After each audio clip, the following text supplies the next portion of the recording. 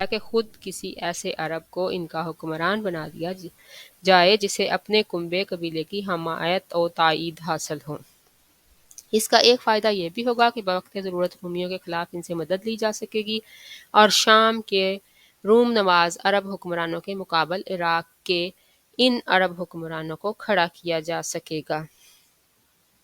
شاہان ہیرا کے پاس فارسی فوج کی ایک یونٹ ہمیشہ رہا کرتی تھی جسے بادیہ نشین عرب باغیوں کی سرکوبی کا کام لیا جاتا تھا۔ سن 268 کے عرصہ میں جزیمہ فوت ہو گیا اور عمرو بن عدی بن نصر لخمی اس کا جانشین ہوا۔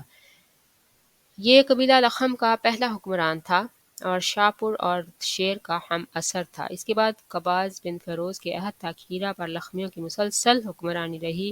قباز کے عہد میں مزوق کا ظہور ہوا جو اباحیت کا علم بردار تھا۔ قباز اور اس کی بہت سی رعایا نے مزوق کی ہم نوائی کی۔ پھر قباز نے ہیرا کے بادشاہ منظر بن ماروس سما کو پیغام بھیجا کہ تم بھی یہی مذہب اختیار کر لو۔ منظر بڑا غیرت مند تھا، انکار کر بیٹھا۔ نتیجہ یہ ہوا کہ قباز نے اسے معزول کر کے اس کی جگہ مزدکی کی دعوت کے ایک پیروکار حارث بن عمرو بن حجر کندی کو ہیرا کی حکمرانی سونپ دی۔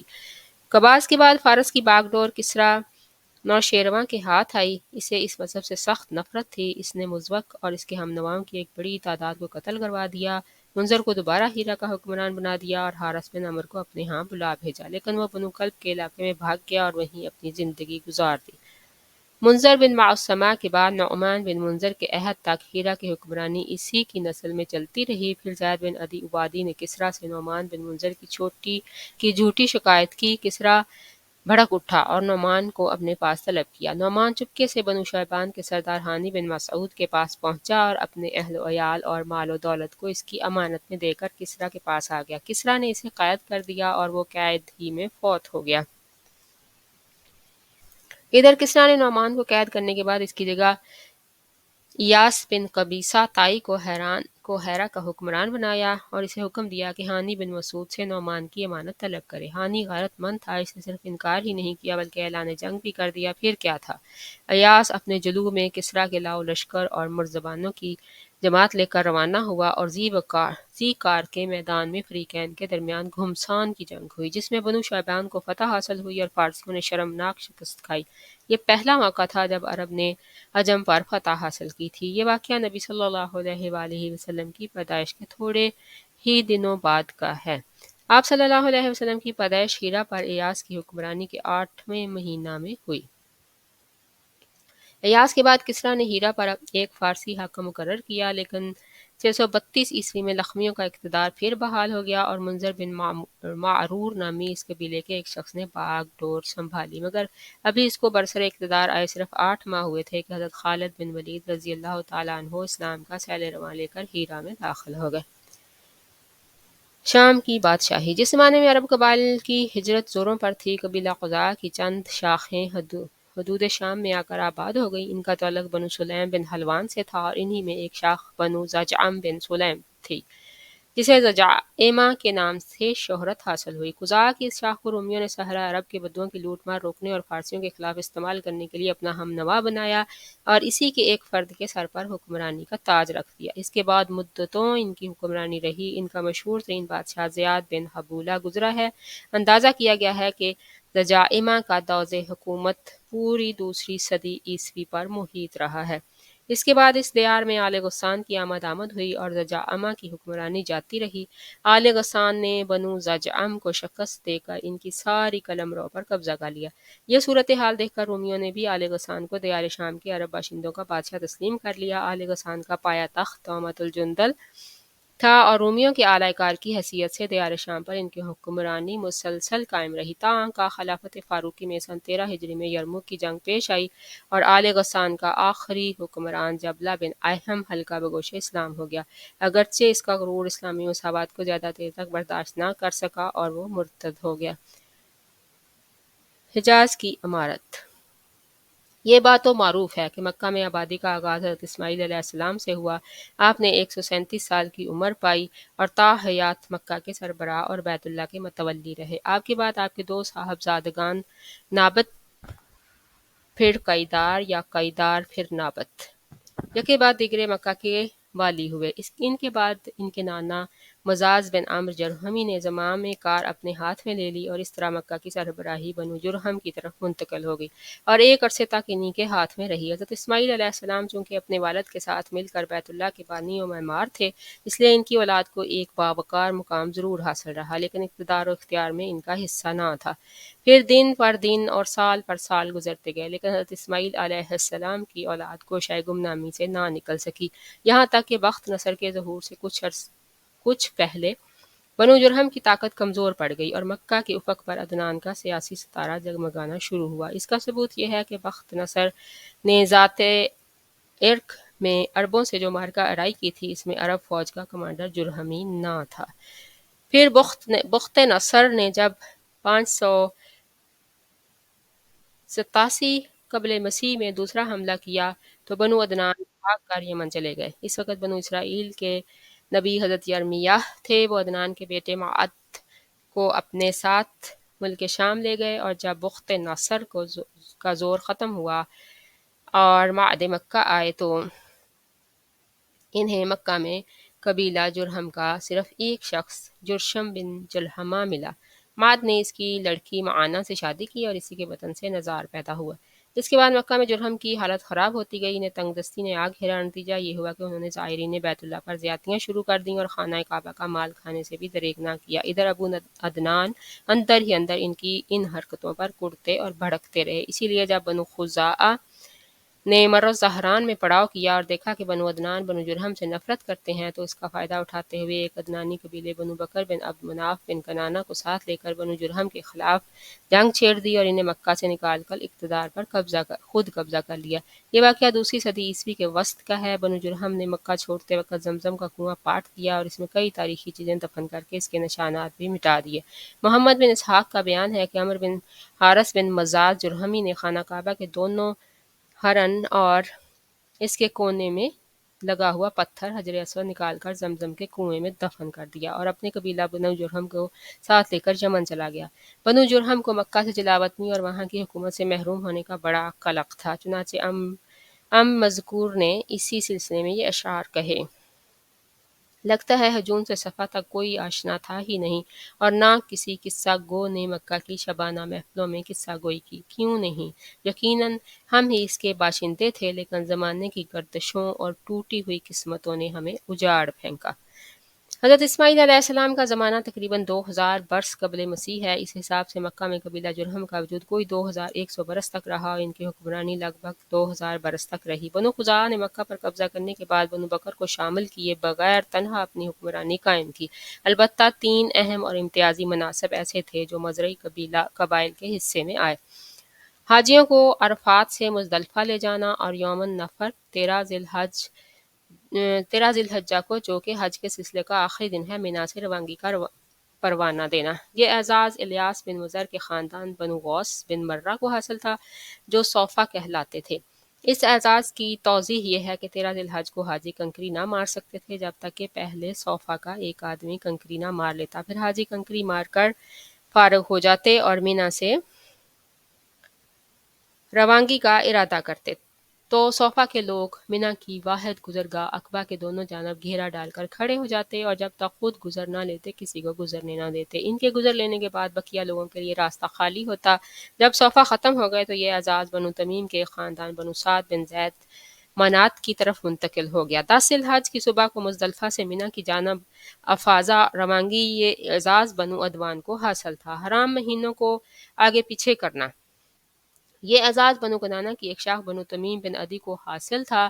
مکہ پر بنو خزاعہ کا اقتدار کوئی 300 برس تک قائم رہا اور یہی زمانہ تھا جب عدنانی قبائل مکہ اور حجاز سے نکل کر نجد، اطراف عراق اور بحرین وغیرہ میں پھیلے اور مکہ کے اطراف میں صرف قریش کی چند شاخیں باقی رہیں جو خانہ بدوش تھیں۔ ان کی الگ الگ ٹولیاں تھیں اور بنو کنانہ میں ان کے چند متفرق گھرانے تھے، مگر مکہ کی حکومت اور بیت اللہ کی تولیت میں ان کا کوئی حصہ نہ تھا، یہاں تک کہ قصی بن کلاب کا ظہور ہوا۔ قصی کے متعلق بتایا جاتا ہے کہ وہ ابھی گود ہی میں تھا کہ اس کے والد کا انتقال ہو گیا۔ اس کے بعد اس کی والدہ نے بنو عذرہ کے ایک شخص ربیہ بن حرام سے شادی کر لی۔ یہ قبیلہ چونکہ ملک شام کے اطراف میں رہتا تھا، اس لیے قصی کی والدہ وہیں چلی گئیں اور وہ قصی کو بھی اپنے ساتھ لیتی گئی۔ جب قصی جوان ہوا تو مکہ واپس آیا۔ اس وقت مکہ کا والی خلیل بن جشیہ خزاعی تھا۔ قصی نے اس کے پاس اس کی بیٹی حبی سے نکاح کے لیے پیغام بھیجا۔ حلیل نے منظور کر لیا اور شادی کر دی۔ اس کے بعد جب حلیل کا انتقال ہوا تو مکہ اور بیت اللہ کی تولیت کے لیے خزاعہ اور قریش کے درمیان جنگ ہو گئی اور اس کے نتیجے میں مکہ اور بیت اللہ پر قصی کا اقتدار قائم ہو گیا۔ جنگ کا سبب کیا تھا؟ اس بارے میں 3 بیانات ملتے ہیں۔ ایک یہ کہ جب قصی کی اولاد خوب پھل پھول گئی، اس کے پاس دولت کی بھی فراوانی ہو گئی اور اس کا وقار بھی بڑھ گیا، اور ادھر حلیل کا انتقال ہو گیا تو قصی نے محسوس کیا کہ اب بنو خزاعہ اور بنو بکر کے بجائے میں کعبہ کی تولیت اور مکہ کی حکومت کا کہیں زیادہ حقدار ہوں۔ اسے یہ احساس بھی تھا کہ قریش خالص اسماعیلی عرب ہیں اور بقیہ آل اسماعیل کے سردار بھی ہیں، لہٰذا سربراہی کے مستحق وہی ہیں۔ چنانچہ اس نے قریش، بنو خزاعہ کے کچھ لوگوں سے گفتگو کی کہ کیوں نہ بنو خزاعہ اور بنو بکر کو مکہ سے نکال باہر کیا جائے۔ ان لوگوں نے اس کی رائے سے اتفاق کیا۔ دوسرا بیان یہ ہے کہ خزاعہ کے بقول خود حلیل نے قصی کو وصیت کی تھی کہ وہ کعبہ کی نگہداشت کرے گا اور مکے کی باغ ڈور سنبھالے گا۔ تیسرا بیان یہ ہے کہ حلیل نے اپنی بیٹی حبی کو بیت اللہ کی تولیت سونپی تھی اور ابو غبشان خزاعی کو اس کا وکیل بنایا تھا۔ چنانچہ حبی کے نائب کی حیثیت سے وہی خانہ کعبہ کا کلید بردار تھا۔ جب حلیل کا انتقال ہو گیا تو قصی نے ابو غبشان سے 1 مشق شراب کے بدلے کعبہ کی تولیت خرید لی، لیکن خزاعہ نے خرید و فروخت منظور نہ کی اور قصی کو بیت اللہ سے روکنا چاہا۔ اس پر قصی نے بنو خزاعہ کو مکہ سے نکالنے کے لیے قریش اور بنو کنانہ کو جمع کیا اور وہ قصی کی آواز پر لبیک کہتے ہوئے جمع ہو گئے۔ بہرحال وجہ جو بھی ہو، واقعات کا سلسلہ اس طرح ہے کہ جب حلیل کا انتقال ہو گیا اور صوفہ نے وہی کرنا چاہا جو وہ ہمیشہ کرتے آئے تھے، تو قصی نے قریش اور کنانہ کے لوگوں کو ہمراہ لیا اور عقبہ کے نزدیک جہاں وہ جمع تھے ان سے آ کر کہا کہ تم سے زیادہ ہم اس اعزاز کے حقدار ہیں۔ اس پر صوفہ نے لڑائی چھیڑ دی، مگر قصی نے انہیں مغلوب کر کے ان کا اعزاز چھین لیا۔ یہی موقع تھا جب خزاعہ اور بنو بکر نے قصی سے دامن کشی اختیار کر لی۔ اس پر قصی نے انہیں بھی للکارا۔ پھر کیا تھا، فریقین میں سخت جنگ چھڑ گئی اور طرفین کے بہت سے آدمی مارے گئے۔ اس کے بعد صلح کی آوازیں بلند ہوئیں اور بنو بکر کے ایک شخص یامر بن عوف کو حکم بنایا گیا۔ یامر نے فیصلہ کیا کہ خزاعہ کے بجائے قصی خانہ کعبہ کی تولیت اور مکہ کے اقتدار کا زیادہ حقدار ہے۔ نیز قصی نے جتنا خون بہایا ہے سب رائے گاں قرار دے کر پاؤں تلے روند رہا ہوں۔ البتہ خزاعہ اور بنو بکر نے جن لوگوں کو قتل کیا ہے ان کی دیت ادا کریں اور خانہ کعبہ کو بلا روک ٹوک قصی کے حوالہ کر دیں۔ اس فیصلے کی وجہ سے یامر کا لقب شداخ پڑ گیا۔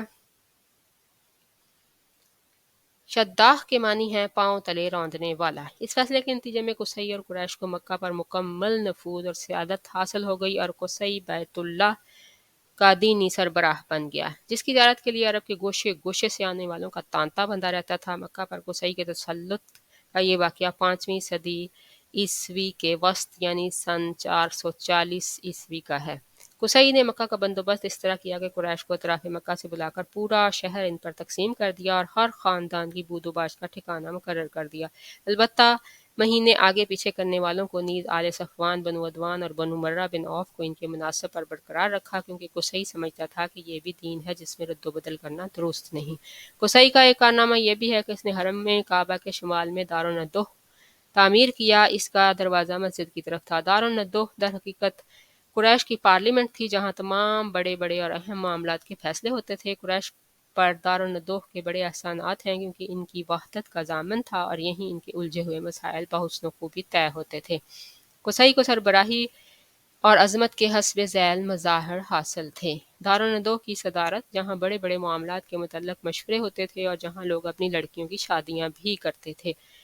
لوا یعنی جنگ کا پرچم قصی ہی کے ہاتھوں باندھا جاتا تھا۔ حجابت یعنی خانہ کعبہ کی پاسبانی، اس کا مطلب یہ ہے کہ خانہ کعبہ کا دروازہ قصی ہی کھولتا تھا اور وہی خانہ کعبہ کی خدمت اور کلید برداری کا کام انجام دیتا تھا۔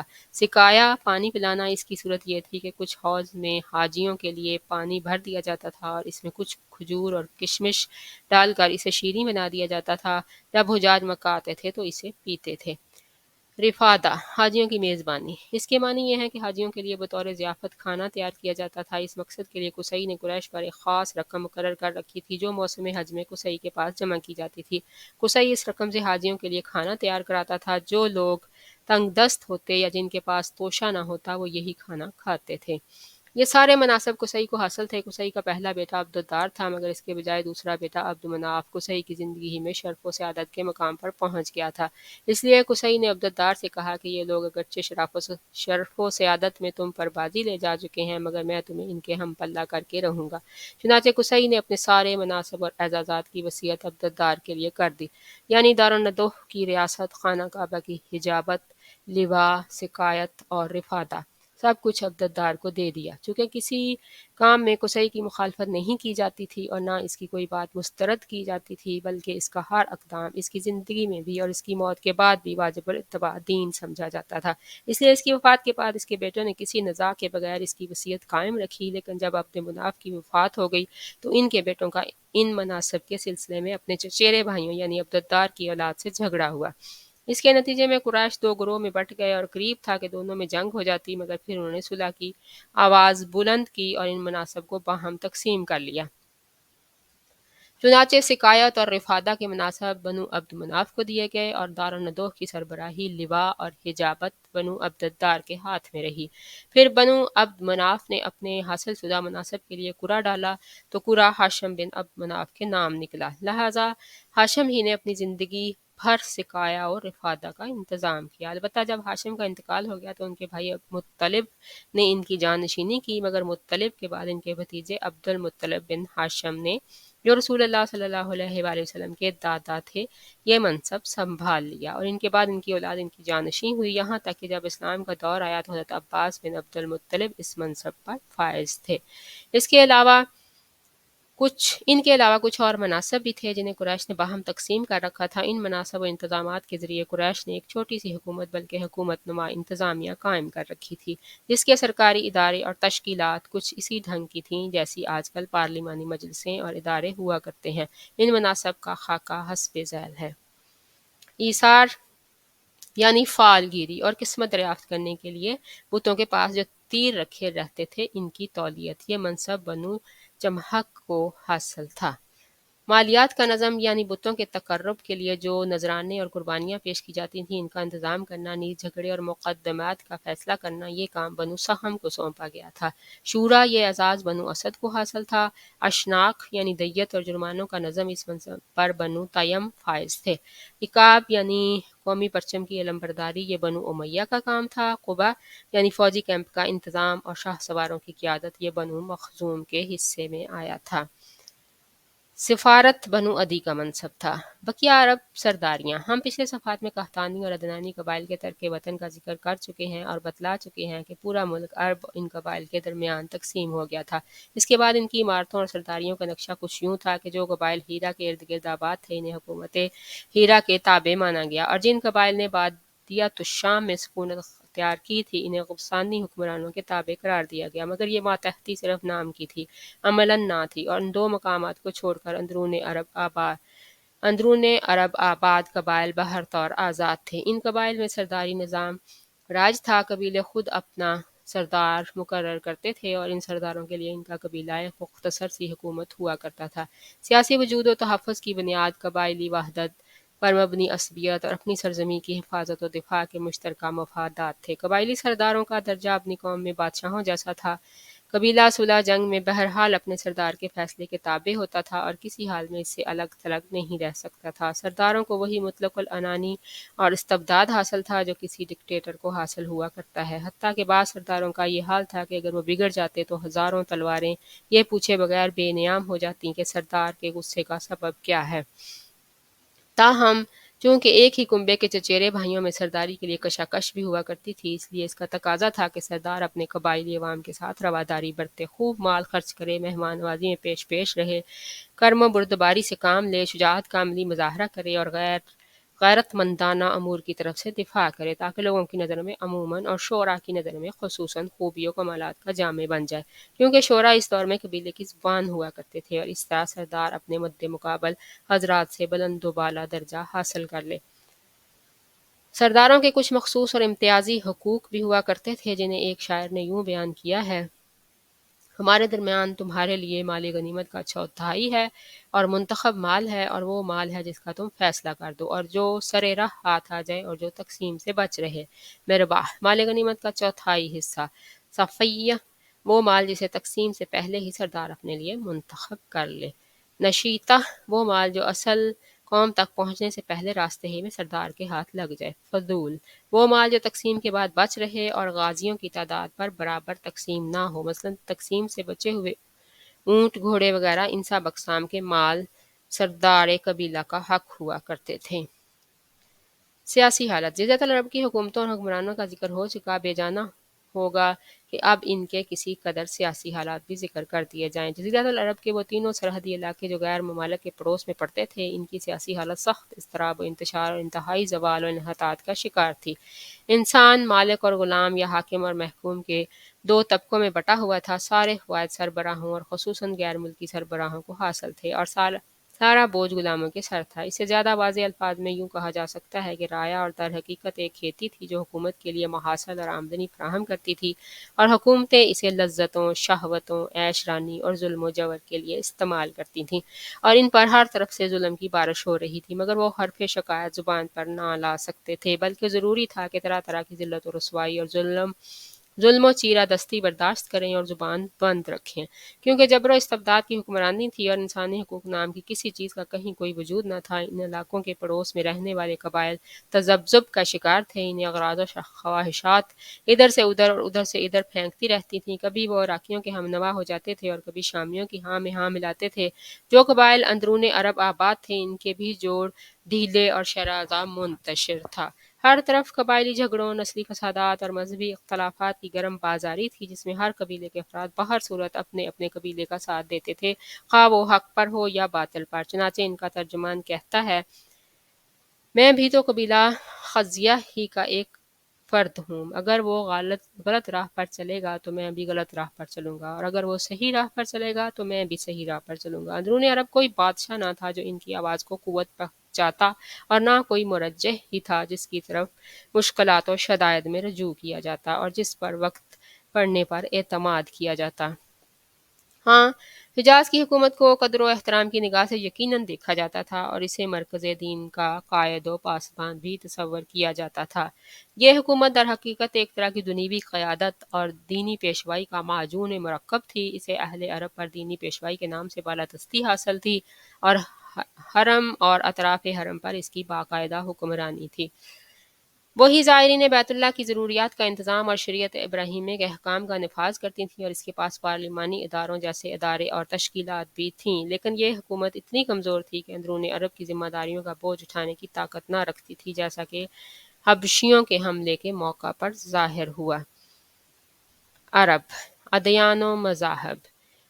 عام باشندگان عرب حضرت اسماعیل علیہ السلام کی دعوت و تبلیغ کے نتیجے میں دین ابراہیمی کے پیرو تھے، اس لیے صرف اللہ کی عبادت کرتے تھے اور توحید پر کاربند تھے، لیکن وقت گزرنے کے ساتھ ساتھ انہوں نے خدائی درس و نصیحت کا ایک حصہ بھلا دیا، پھر بھی ان کے اندر توحید اور کچھ دین ابراہیمی کے شاعر باقی رہے، تاں کا بنو خزاعہ کا سردار عمرو بن لحی منظر عام پر آیا۔ اس کی نشو و نما بڑی نیکوکاری، صدقہ و خیرات اور دینی امور سے گہری دلچسپی پر ہوئی تھی، اس لیے لوگوں نے اسے محبت کی نظر سے دیکھا اور اسے اکابر علماء اور فاضل اولیاء میں سے سمجھ کر اس کی پیروی کی۔ پھر اس شخص نے ملک شام کا سفر کیا، دیکھا تو وہاں بتوں کی پوجا کی جا رہی تھی۔ اس نے سمجھا کہ یہ بھی بہتر اور برحق ہے، کیونکہ ملک شام پیغمبروں کی سرزمین اور آسمانی کتابوں کی نزول گاہ تھی، چنانچہ وہ اپنے ساتھ ہبل بت بھی لے آیا اور اسے خانہ کعبہ کے اندر نصب کر دیا، اور اہل مکہ کو اللہ کے ساتھ شرک کی دعوت دی۔ اہل مکہ نے اس پر لبیک کہا۔ اس کے بعد بہت جلد باشندگان حجاز بھی اہل مکہ کے نقش قدم پر چل پڑے، کیونکہ وہ بیت اللہ کے والی اور حرم کے باشندے تھے۔ اس طرح عرب میں بت پرستی کا آغاز ہوا۔ ہبل کے علاوہ عرب کے قدیم ترین بتوں میں سے منات ہے۔ یہ بحر احمر کے ساحل پر قدید کے قریب مشلل میں نصب تھا۔ اس کے بعد طائف میں لات نامی بت وجود میں آیا، پھر وادی نخلا میں عزا کی تنصیب عمل میں آئی۔ یہ تینوں عرب کے سب سے بڑے بت تھے۔ اس کے بعد حجاز کے ہر خطے میں شرک کی کثرت اور بتوں کی بھرمار ہو گئی۔ کہا جاتا ہے کہ ایک جن عمر بن لحی کے تابع تھا، اس نے بتایا کہ قوم نوح کے بت یعنی ود، سوا، یغوث، یعوق اور نصر جدہ میں مدفون ہیں۔ اس اطلاع پر عمر بن لحی جدہ گیا اور ان بتوں کو کھود نکالا، پھر انہیں تہامہ لایا اور جب حج کا زمانہ آیا تو انہیں مختلف قبائل کے حوالے کیا۔ یہ قبائل ان بتوں کو اپنے اپنے علاقوں میں لے گئے۔ اس طرح ہر قبیلے میں پھر ہر گھر میں ایک ایک بت ہو گیا۔ پھر مشرکین نے مسجد حرام کو بھی بتوں سے بھر دیا، چنانچہ جب مکہ فتح کیا گیا تو بیت اللہ کے گردا گرد 360 بت تھے، جنہیں خود رسول اللہ صلی اللہ علیہ وسلم نے اپنے دستے مبارک سے توڑا۔ آپ ہر ایک کو چھڑی سے ٹھوکر مارتے جاتے تھے اور وہ گرتا جاتا تھا، پھر آپ نے حکم دیا اور ان سارے بتوں کو مسجد حرام سے باہر نکال کر جلا دیا گیا۔ غرض شرک اور بت پرستی اہل جاہلیت کے دین کا سب سے بڑا مظہر بن گئی تھی، جنہیں گھمنڈ تھا کہ وہ حضرت ابراہیم علیہ السلام کے دین پر ہیں۔ پھر اہل جاہلیت کے یہاں بت پرستی کے کچھ خاصے طریقے اور مراسم بھی رائج تھے، جو زیادہ تر عمر بن لحی کی اختراع تھے۔ اہل جاہلیت سمجھتے تھے کہ عمر بن لحی کی اختراعات دین ابراہیمی میں تبدیلی نہیں بلکہ بدعت حسنہ ہیں۔ ذیل میں ہم اہل جاہلیت کے اندر رائج بت پرستی کے چند اہم مراسم کا ذکر کر رہے ہیں۔ دور جاہلیت کے مشرکین بتوں کے پاس مجاور بن کر بیٹھتے تھے، ان کی پناہ ڈھونڈتے تھے، انہیں زور زور سے پکارتے تھے اور حاجت روائی و مشکل کشائی کے لیے ان سے فریاد اور التجائیں کرتے تھے اور سمجھتے تھے کہ وہ اللہ سے سفارش کر کے ہماری مراد پوری کرا دیں گے۔ نمبر 2، بتوں کا حج و طواف کرتے تھے، ان کے سامنے عجز و نیاز سے پیش آتے تھے اور انہیں سجدہ کرتے تھے۔ 3، بتوں کے لیے نذرانے اور قربانیاں پیش کرتے اور قربانی کے ان جانوروں کو کبھی بتوں کے آستانوں پر لے جا کر ذبح کرتے تھے اور کبھی کسی بھی جگہ ذبح کر لیتے تھے، مگر بتوں کے نام پر ذبح کرتے تھے۔ ذبح کی ان دونوں صورتوں کا ذکر اللہ تعالیٰ نے قرآن مجید میں کیا ہے۔ ارشاد ہے وَمَا ذُبِحَ عَلَى النُّصُبِ، یعنی وہ جانور بھی حرام ہیں جو آستانوں پر ذبح کیے گئے ہیں۔ دوسری جگہ ارشاد ہے وَلَا تَأْكُلُوا مِمَّا لَمْ يُذْكَرِ اسْمُ اللَّهِ عَلَيْهِ، یعنی اس جانور کا گوشت مت کھاؤ جس پر اللہ کا نام نہ لیا گیا ہو۔ بتوں سے تقرب کا ایک طریقہ یہ بھی تھا کہ مشرکین اپنی ثوابدید کے مطابق اپنے کھانے پینے کی چیزوں اور اپنی کھیتی اور چوپائی کی پیداوار کا ایک حصہ بتوں کے لیے خاص کر دیتے تھے۔ اس سلسلے میں ان کا دلچسپ رواج یہ تھا کہ وہ اللہ کے لیے بھی اپنی کھیتی اور جانوروں کی پیداوار کا ایک حصہ خاص کرتے تھے، پھر مختلف اسباب کی بنا پر اللہ کا حصہ تو بتوں کی طرف منتقل کر سکتے تھے، لیکن بتوں کا حصہ کسی بھی حال میں اللہ کی طرف منتقل نہیں کر سکتے تھے۔ اللہ تعالیٰ کا ارشاد ہے وَجَعَلُوا لِلَّهِ مِمَّا زَرَعَ مِنَ الْحَرْثِ وَالْأَنْعَامِ نَصِيبًا فَقَالُوا هَٰذَا لِلَّهِ بِزَعْمِهِمْ وَهَٰذَا لِشُرَكَائِنَا فَمَا كَانَ لِشُرَكَائِهِمْ فَلَا يَصِلُ إِلَى اللَّهِ وَمَا كَانَ لِلَّهِ فَهُوَ يَصِلُ إِلَىٰ شُرَكَائِهِمْ سَاءَ مَا يَحْكُمُونَ۔ اللہ نے جو کھیتی اور چوپائے پیدا کیے ہیں اس کا ایک حصہ انہوں نے اللہ کے لیے مقرر کیا اور کہا یہ اللہ کے لیے ہے ان کے خیال میں، اور یہ ہمارے شرکاء کے لیے ہے، تو جو ان کے شرکاء کے لیے ہوتا ہے وہ تو اللہ تک نہیں پہنچتا، مگر جو اللہ کے لیے ہوتا ہے وہ ان کے شرکاء تک پہنچ جاتا ہے۔ کتنا برا ہے وہ فیصلہ جو یہ لوگ کرتے ہیں۔ نمبر 5، بتوں کے تقرب کا ایک طریقہ یہ بھی تھا کہ مشرکین کھیتی اور چوپائی کے اندر مختلف قسم کی نظریں مانتے تھے۔ اللہ تعالیٰ کا ارشاد ہے وَقَالُوا هَٰذِهِ أَنْعَامٌ وَحَرْثٌ حِجْرٌ لَا يَطْعَمُهَا إِلَّا مَن نَّشَاءُ بِزَعْمِهِمْ وَأَنْعَامٌ حُرِمَتْ ظُهُورُهَا وَأَنْعَامٌ لَا يَذْكُرُونَ اسْمَ اللَّهِ عَلَيْهَا افْتِرَاءً عَلَيْهِ۔ ان مشرکین نے کہا کہ یہ چوپائے اور کھیتیاں ممنوع ہیں، انہیں وہی کھا سکتا ہے جسے ہم چاہیں ان کے خیال میں، اور یہ وہ چوپائے ہیں جن کی پیٹھ حرام کی گئی ہے، نہ ان پر سواری کی جا سکتی ہے نہ سامان لادا جا سکتا ہے، اور کچھ چوپائے ایسے ہیں جن پر یہ لوگ اللہ پر افتراء کرتے ہوئے اللہ کا نام نہیں لیتے۔ انہی جانوروں میں بحیرہ، صائبہ، وسیلہ اور حامی تھے۔ ابن اسحاق کہتے ہیں کہ بحیرہ صائبہ کی بچی کو کہا جاتا ہے اور صائبہ اس اونٹنی کو کہا جاتا ہے جس سے 10-12 پے در پے مادہ بچے پیدا ہوں، درمیان میں کوئی نر نہ پیدا ہو، ایسی اونٹنی کو آزاد چھوڑ دیا جاتا تھا، اس پر سواری نہیں کی جاتی تھی، اس کے بال نہیں کاٹے جاتے تھے اور مہمان کے سوا کوئی اس کا دودھ نہیں پیتا تھا۔ اس کے بعد یہ اونٹنی جو مادہ بچہ جنتی اس کا کان چیر دیا جاتا اور اسے بھی اس کی ماں کے ساتھ آزاد چھوڑ دیا جاتا، اس پر سواری نہ کی جاتی، اس کا بال نہ کاٹا جاتا اور مہمان کے سوا کوئی اس کا دودھ نہ پیتا، یعنی بحیرہ ہے اور اس کی ماں صائبہ ہے۔ وسیلہ اس بکری کو کہا جاتا تھا جو 5 دفعہ پے در پے 2 ماہ بچے جنتی 2 مادہ دو دو مادہ بچے جنتی یعنی 5 بار میں 10 مادہ بچے پیدا ہوتے، درمیان میں کوئی نر نہ پیدا ہوتا۔ اس بکری کو اس لیے وسیلہ کہا جاتا تھا کہ وہ سارے مادہ بچوں کو ایک دوسرے سے جوڑ دیتی تھی۔ اس کے بعد اس بکری سے جو بچے پیدا ہوتے انہیں صرف مرد کھا سکتے تھے، عورتیں نہیں کھا سکتی تھیں، البتہ اگر کوئی بچہ مردہ پیدا ہوتا تو اس کو مرد عورت سبھی کھا سکتے تھے۔ حامی اس نر اونٹ کو کہتے ہیں جس کی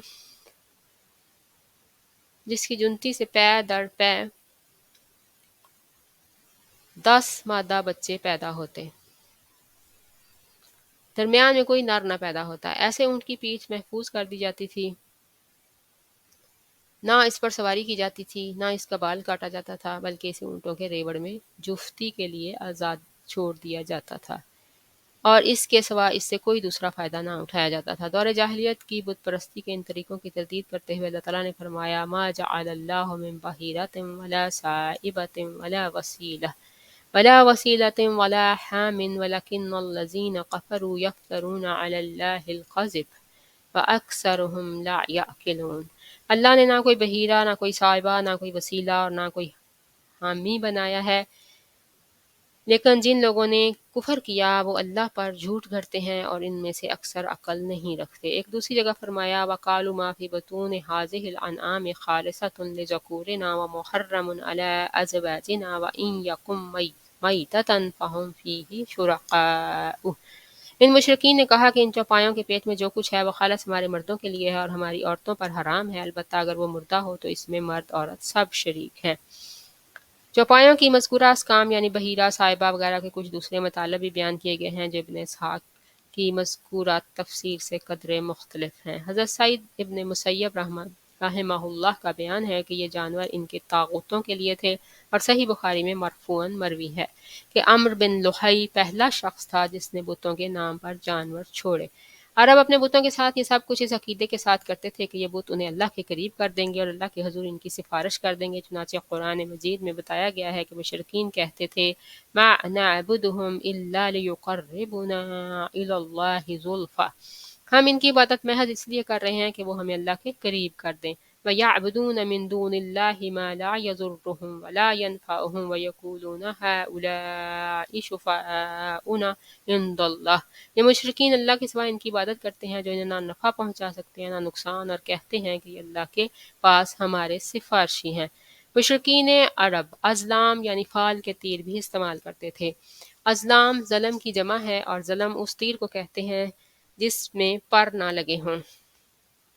فال گیری کے لیے استعمال ہونے والے یہ تیر 3 قسم کے ہوتے تھے، ایک وہ جن پر صرف ہاں یا نہیں لکھا ہوتا تھا، اس قسم کے تیر صرف سفر اور نکاح وغیرہ جیسے کاموں کے لیے استعمال کیے جاتے تھے۔ اگر فال میں ہاں نکلتا تو مطلوبہ کام کر ڈالا جاتا، اگر نہیں نکلتا تو سال بھر کے لیے ملتوی کر دیا جاتا اور آئندہ پھر فال نکالی جاتی۔ فال گیری کے تیروں کی دوسری قسم وہ تھی جن پر پانی اور دیت وغیرہ درج ہوتے تھے، اور تیسری قسم وہ تھی جن پر یہ درج ہوتا تھا کہ تم میں سے ہے، یا تمہارے علاوہ سے ہے، یا ملحق ہے۔ ان تیروں کا مصرف یہ تھا کہ جب کسی کے نسب میں شبہ ہوتا تو اسے 100 اونٹوں سمیت حبل کے پاس لے جاتے، اونٹوں کو تیر والے مہنت کے حوالے کرتے اور وہ تمام تیروں کو ایک ساتھ ملا کر گھماتا، جھنجھوڑتا اور پھر ایک تیر نکالتا۔ اب اگر یہ نکلتا کہ تم میں سے ہے تو وہ ان کے قبیلے کا ایک معزز فرد قرار پاتا، اور اگر یہ برآمد ہوتا کہ تمہارے غیر سے ہے تو حلیف قرار پاتا، اور اگر یہ نکلتا کہ ملحق ہے تو ان کے اندر اپنی حیثیت پر برقرار رہتا، نہ قبیلے کا فرد مانا جاتا نہ حلیف۔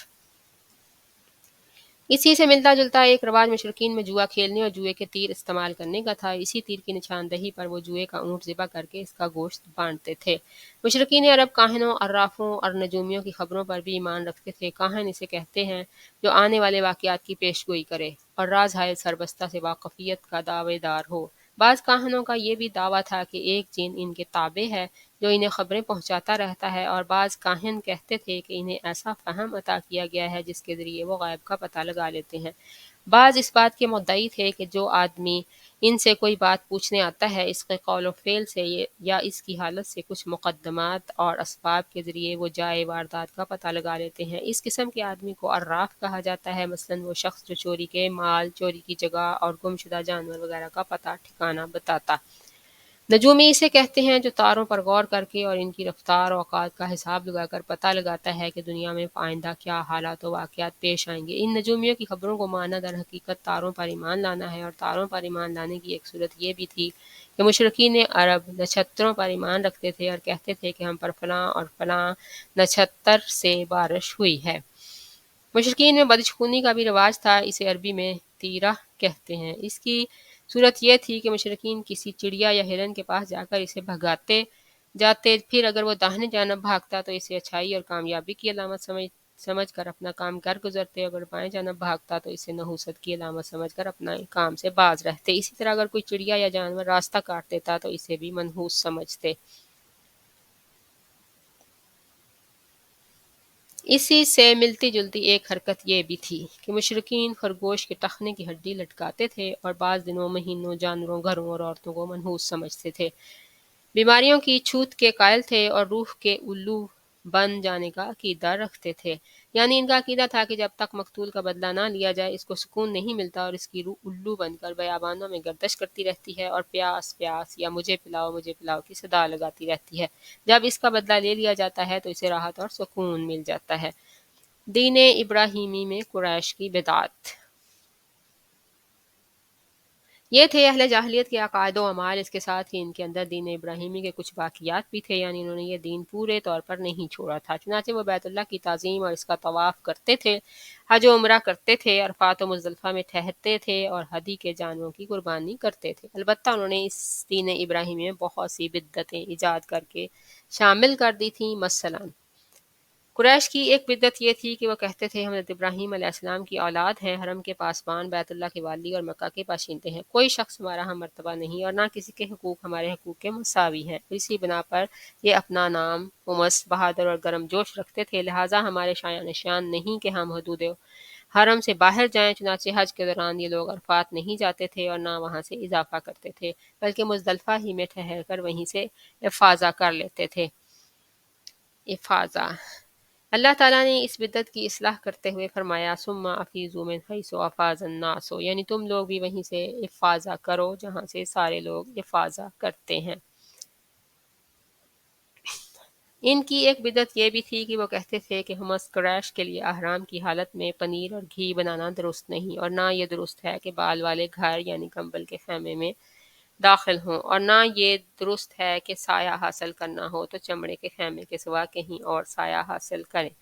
ان کی ایک بدعت یہ بھی تھی کہ وہ کہتے تھے کہ بیرون حرم کے باشندے حج یا عمرہ کرنے کے لیے آئیں اور بیرون حرم سے کھانے کی کوئی چیز لے کر آئیں تو اسے ان کے لیے کھانا درست نہیں۔ ایک بدعت یہ بھی تھی کہ انہوں نے بیرون حرم کے باشندوں کو حکم دے رکھا تھا کہ وہ حرم میں آنے کے بعد پہلا طواف حمد سے حاصل کیے ہوئے کپڑوں ہی میں کریں، چنانچہ اگر ان کا کپڑا دستیاب نہ ہوتا تو مرد ننگے طواف کرتے اور عورتیں اپنے سارے کپڑے اتار کر صرف ایک چھوٹا سا کھلا ہوا کرتا پہن لیتیں اور اسی میں طواف کرتیں اور دوران طواف یہ شعر پڑھتی جاتیں: آج کچھ یا کل شرمگاہ کھل جائے گی، لیکن جو کھل جائے میں اسے دیکھنا حلال نہیں قرار دیتی۔ اللہ تعالیٰ نے اسے خرافات کے خاتمے کے لیے فرمایا یا بنی آدم خذوا زینتکم عند کل مسجد، اے آدم کے بیٹو ہر مسجد کے پاس اپنی زینت اختیار کر لیا کرو۔ بہرحال اگر کوئی عورت یا مرد برتر اور معزز بن کر بیرون حرم سے لائے ہوئے اپنے ہی کپڑوں میں طواف کر لیتا تو طواف کے بعد ان کپڑوں کو پھینک دیتا، ان سے نہ خود فائدہ اٹھاتا نہ کوئی اور۔ قریش کی ایک بدعت یہ بھی تھی کہ وہ حالت احرام میں گھر کے اندر دروازے سے داخل نہ ہوتے تھے، بلکہ گھر کے پچھواڑے ایک بڑا سا سوراخ بنا لیتے اور اسی سے آتے جاتے تھے اور اپنے اس اجڑ پنے کو نیکی سمجھتے تھے۔ قرآن کریم نے اس سے بھی منع فرمایا۔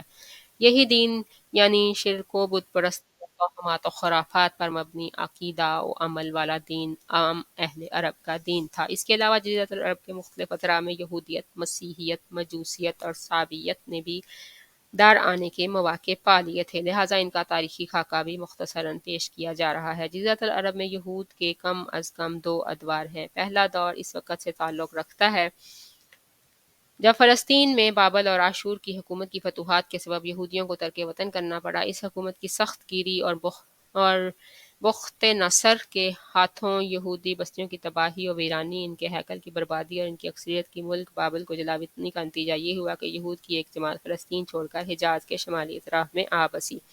دوسرا دور اس وقت شروع ہوتا ہے جب ٹائٹس رومی کی زیر قیادت سن 70 عیسوی میں رومیوں نے فلسطین پر قبضہ کیا۔ اس موقع پر رومیوں کے ہاتھوں یہودیوں کی داروگیر اور ان کے ہیکل کی بربادی کا نتیجہ یہ ہوا کہ متعدد یہودی قبیلے حجاز بھاگ آئے اور یثرب، خیبر اور طیمہ میں آباد ہو کر یہاں اپنی باقاعدہ بستیاں بسا لیں اور قلعے اور گھڑیاں تعمیر کر لیں۔ ان تارکین وطن یہود کے ذریعے عرب باشندوں میں کسی قدر یہودی مذہب کا بھی رواج ہوا اور اسے بھی ظہور اسلام سے پہلے اور اس کے ابتدائی دور کے سیاسی حوادث میں ایک قابل ذکر حیثیت حاصل ہو گئی۔ ظہور اسلام کے وقت مشہور یہودی قبائل یہ تھے: خیبر، نذیر، مستلق، قریظہ اور قینقاع۔ سمہودی نے وفاء الوقاص میں ذکر کیا ہے کہ یہود قبائل کی تعداد 20 سے زیادہ تھی۔ یہودیت کو یمن میں بھی فروغ حاصل ہوا۔ یہاں اس کے پھیلنے کا سبب تبان اسد ابو کرب تھا۔ یہ شخص جنگ کرتا ہوا یثرب پہنچا، وہاں یہودیت قبول کر لی اور بنو قریظہ کے 2 یہودی علماء کو اپنے ساتھ یمن لے آیا اور ان کے ذریعے یہودیت کو یمن میں وسعت اور پھیلاؤ حاصل ہوا۔ ابو کرب کے بعد اس کا بیٹا یوسف ذو نواس یمن کا حاکم ہوا تو اس نے یہودیت کے جوش میں نجران کے عیسائیوں پر حلہ بول دیا اور انہیں مجبور کیا کہ یہودیت قبول کریں، مگر انہوں نے انکار کر دیا۔ اس پر ذو نواس نے خندق کھدوائی اور اس میں آگ جلوا کر بوڑھے، بچے، مرد، عورت سب کو آگ کے الاؤ میں جھونک دیا۔ کہا جاتا ہے کہ اس حادثے کا شکار ہونے والوں کی تعداد 20 سے 40 ہزار کے درمیان تھی۔ یہ اکتوبر 533 عیسوی کا واقعہ ہے۔ قرآن مجید نے سورہ بروج میں اسی واقعے کا ذکر کیا ہے۔ جہاں تک عیسائی مذہب کا تعلق ہے تو بلاد عرب میں اس کی آمد حبشی اور رومی قبضہ گیروں اور فاتحین کے ذریعے ہوئی۔ ہم بتا چکے ہیں کہ یمن پر حبشیوں کا قبضہ پہلی بار سن 340 عیسوی میں ہوا اور سن 378 تک برقرار رہا۔ اس دوران یمن میں مسیحی مشن کام کرتا رہا۔ تقریباً اسی زمانے میں ایک مستجاب الدعوات اور صاحب کرامات زاہد، جس کا نام فیمیون تھا، نجران پہنچا اور وہاں کے باشندوں میں عیسائی مذہب کی تبلیغ کی۔ اہل نجران نے اس کی اور اس کے دین کی سچائی کی کچھ ایسی علامات دیکھیں کہ وہ عیسائیت کے حلقہ بگوش ہو گئے۔ پھر ذو نواس کی کارروائی کے رد عمل کے طور پر حبشیوں نے دوبارہ یمن پر قبضہ کیا اور ابرہہ نے حکومت یمن کی باغ ڈور اپنے ہاتھ میں لی تو اس نے بڑے جوش و خروش کے ساتھ بڑے پیمانے پر عیسائیت کو فروغ دینے کی کوشش کی۔ اسی جوش و خروش کا نتیجہ تھا کہ اس نے یمن میں ایک کعبہ تعمیر کیا اور کوشش کی کہ اہل عرب کو مکہ اور بیت اللہ سے روک کر اسی کا حج کرائے اور مکہ کے بیت اللہ شریف کو ڈھا دے، لیکن اس کی اس جرات پر اللہ تعالیٰ نے اسے ایسی سزا دی کہ اولین و آخرین کے لیے عبرت بن گیا۔ دوسری طرف رومی علاقوں کی ہمسائیگی کے سبب آل غسان، بنو ثعلب اور بنوتا وغیرہ قبائل عرب میں بھی عیسائیت پھیل گئی تھی، بلکہ ہیرا کے بعد عرب بادشاہوں نے بھی عیسائی مذہب قبول کر لیا تھا۔ جہاں تک مجوسی مذہب کا تعلق ہے تو اس سے زیادہ تر اہل فارس کے ہمسایہ عربوں میں فروغ حاصل ہوا تھا، مثلا عراق، عرب، بحرین، الاحسا، حجر اور خلیج عربی کے ساحلی علاقے۔ ان کے علاوہ یمن پر فارسی قبضے کے دوران وہاں بھی اکا دکا افراد نے مجوسیت قبول کی۔ باقی رہا صحابی مذہب تو عراق وغیرہ کے آثار قدیمہ کی کھدائی کے دوران جو کتبات برآمد ہوئے ہیں، ان سے پتہ چلتا ہے کہ یہ حضرت ابراہیم علیہ السلام کی کلدانی قوم کا مذہب تھا۔ دور قدیم میں شام و یمن کے بہت سے باشندے بھی اسی مذہب کے پیرو تھے، لیکن جب یہودیت اور پھر عیسائیت کا دورہ ہوا تو اس مذہب کی بنیادیں ہل گئیں اور اس کی شمع فروزاں گل ہو کر رہ گئی۔ تاہم مجوس کے ساتھ خلط ملط ہو کر یا ان کے پڑوس میں عراق، عرب اور خلیج عربی کے ساحل پر اس مذہب کے کچھ نہ کچھ پیروکار باقی رہے۔ دینی حالت: جس وقت اسلام کا نیر تاباں طلوع ہوا ہے، یہی مذاہب و ادیان تھے جو عرب میں پائے جاتے تھے، لیکن یہ سارے ہی مذاہب شکست و ریخت سے دوچار تھے۔ مشرکین جن کا دعویٰ تھا کہ ہم دین ابراہیمی پر ہیں، شریعت ابراہیمی کے اوامر و نواہی سے کوسوں دور تھے۔ اس شریعت نے جن مکارم اخلاق کی تعلیم دی تھی، ان سے ان مشرکین کو کوئی واسطہ نہ تھا۔ ان میں گناہوں کی بھرمار تھی اور طول زمانہ کے سبب ان میں بھی بت پرستوں کی وہی عادات و رسوم پیدا ہو چلی تھیں جنہیں دینی خرافات کا درجہ حاصل ہے۔ ان عادات و رسوم نے ان کی اجتماعی، سیاسی اور دینی زندگی پر نہایت گہرے اثرات ڈالے تھے۔ یہودی مذہب کا حال یہ تھا کہ وہ محض ریاکاری اور تحکم بن گیا تھا۔ یہودی پیشوا اللہ کے بجائے خود رب بن بیٹھے تھے، لوگوں پر اپنی مرضی چلاتے تھے اور ان کے دلوں میں گزرنے والے خیالات اور ہونٹوں کی حرکات تک کا محاسبہ کرتے تھے۔ ان کی ساری توجہ اس بات پر مرکوز تھی کہ کسی طرح مال و ریاست حاصل ہو، خواہ دین برباد ہی کیوں نہ ہو اور کفر و الحاد کو فروغ ہی کیوں نہ حاصل ہو۔ ان تعلیمات کے ساتھ تساہل ہی کیوں نہ برتا جائے جن کی تقدیس کا اللہ تعالیٰ نے ہر شخص کو حکم دیا ہے اور جن پر عمل درآمد کی ترغیب دی ہے۔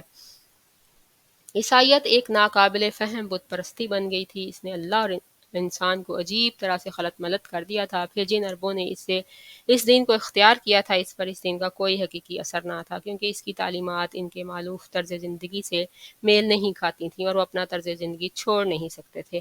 باقی ادیان عرب کے ماننے والوں کا حال مشرکین ہی جیسا تھا، کیونکہ ان کے دل یکساں تھے، عقائد ایک سے تھے اور رسم و رواج میں ہم آہنگی تھی۔ جاہلی معاشرے کی چند جھلکیاں۔ جزیرۃ العرب کے سیاسی اور مذہبی حالات بیان کر لینے کے بعد اب وہاں کے اجتماعی، اقتصادی اور اخلاقی حالات کا خاکہ مختصراً پیش کیا جا رہا ہے۔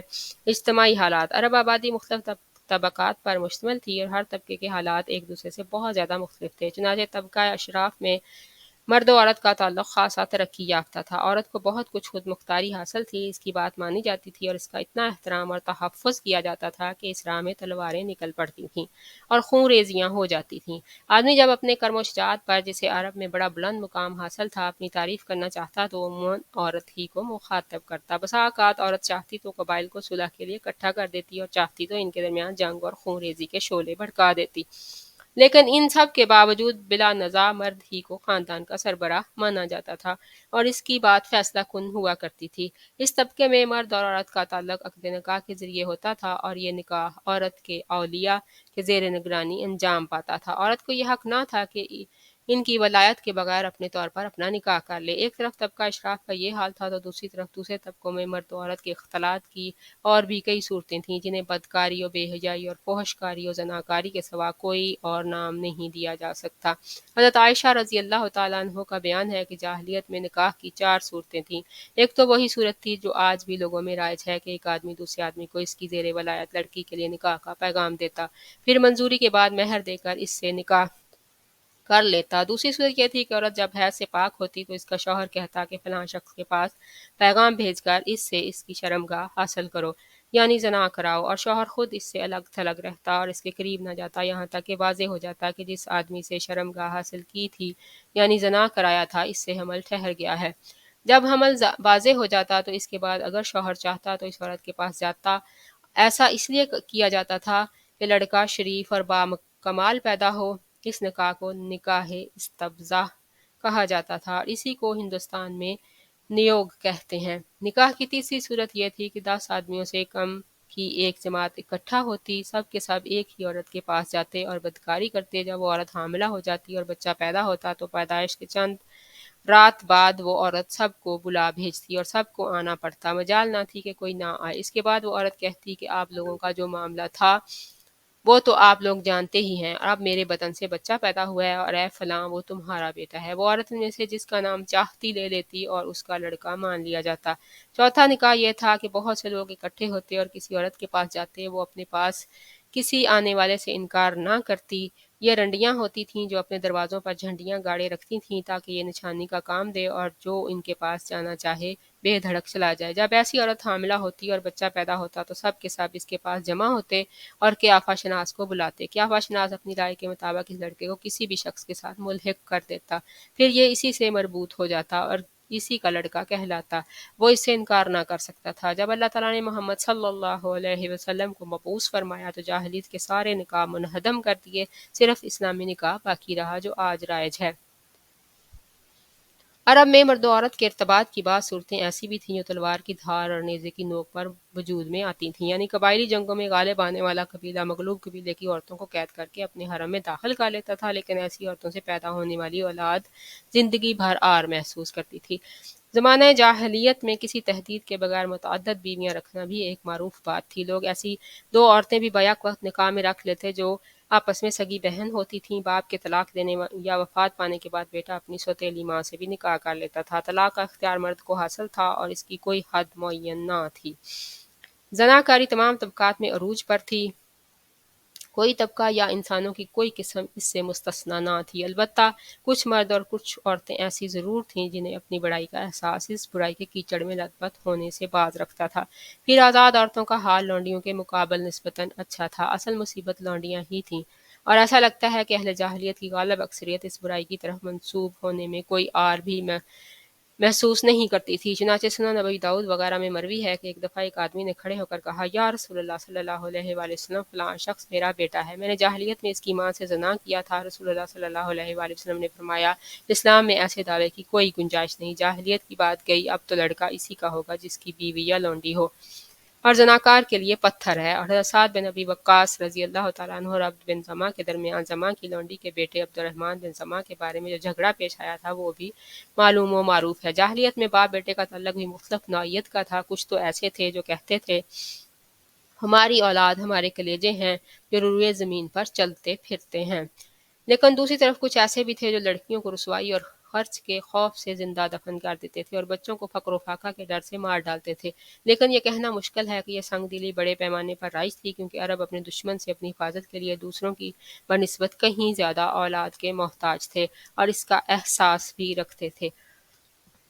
جہاں تک سگے بھائیوں، چچیرے بھائیوں اور کنبے قبیلے کے لوگوں کے باہمی تعلقات کا معاملہ ہے تو یہ خاصے پختہ اور مضبوط تھے، کیونکہ عرب کے لوگ قبائلی عصبیت ہی کے سہارے جیتے اور اسی کے لیے مرتے تھے۔ قبیلے کے اندر باہمی تعاون اور اجتماعیت کی روح پوری طرح کار فرما ہوتی تھی، جسے عصبیت کا جذبہ مزید دو آتشہ رکھتا تھا۔ در حقیقت قومی عصبیت اور قرابت کا تعلق ہی ان کے اجتماعی نظام کی بنیاد تھا، اور وہ لوگ اس مثل پر اس کے لفظی معنی کے مطابق عمل پیرا ہوتے تھے۔ انصر اخاک ظالمن او مظلومن، اپنے بھائی کی مددگار خواہ وہ ظالم ہو یا مظلوم۔ اس مثل کے معنی میں ابھی وہ اصلاح نہیں ہوئی تھی جو بعد میں اسلام کے ذریعے کی گئی، یعنی ظالم کی مدد یہ ہے کہ اسے ظلم سے باز رکھا جائے۔ البتہ شرف و سرداری میں ایک دوسرے سے آگے نکل جانے کا جذبہ بہت سی دفعہ ایک ہی شخص سے وجود میں آنے والے قبائل کے درمیان جنگ کا سبب بن جایا کرتا تھا، جیسا کہ اوس و خزرج، ابس و ذبیان اور بکر و تغلب وغیرہ کے واقعات میں دیکھا جا سکتا ہے۔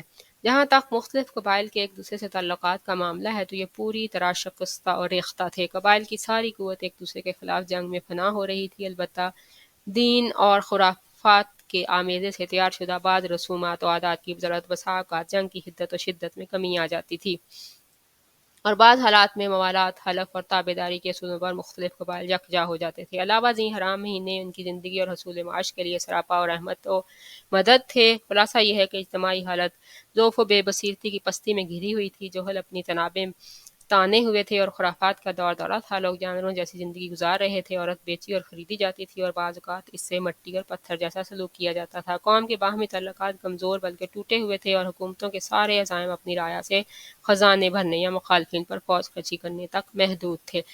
اقتصادی حالت اجتماعی حالت کے تابع تھی۔ اس کا اندازہ عرب کے ذرائع معاش پر نظر ڈالنے سے ہو سکتا ہے کہ تجارت ہی ان کے نزدیک ضروریات زندگی حاصل کرنے کا سب سے اہم ذریعہ تھی، اور معلوم ہے کہ تجارتی آمد و رفت امن و سلامتی کی فضا کے بغیر آسان نہیں، اور جزیرۃ العرب کا حال یہ تھا کہ سوائے حرمت والے مہینوں کے امن و سلامتی کا کہیں وجود نہ تھا۔ یہی وجہ ہے کہ صرف حرام مہینوں میں ہی میں عرب کے مشہور بازار عکاظ، المجاز اور مجنہ وغیرہ لگتے تھے۔ جہاں تک صنعتوں کا معاملہ ہے تو عرب اس میدان میں ساری دنیا سے پیچھے تھے۔ کپڑے کی بنائی اور چمڑے کی دباغت وغیرہ کی شکل میں جو چند صنعتیں پائی بھی جاتی تھیں وہ زیادہ تر یمن، ہیرا اور شام کے متصل علاقوں میں تھیں۔ البتہ اندرون عرب کھیتی باڑی اور غلہ بانی کا کسی قدر رواج تھا۔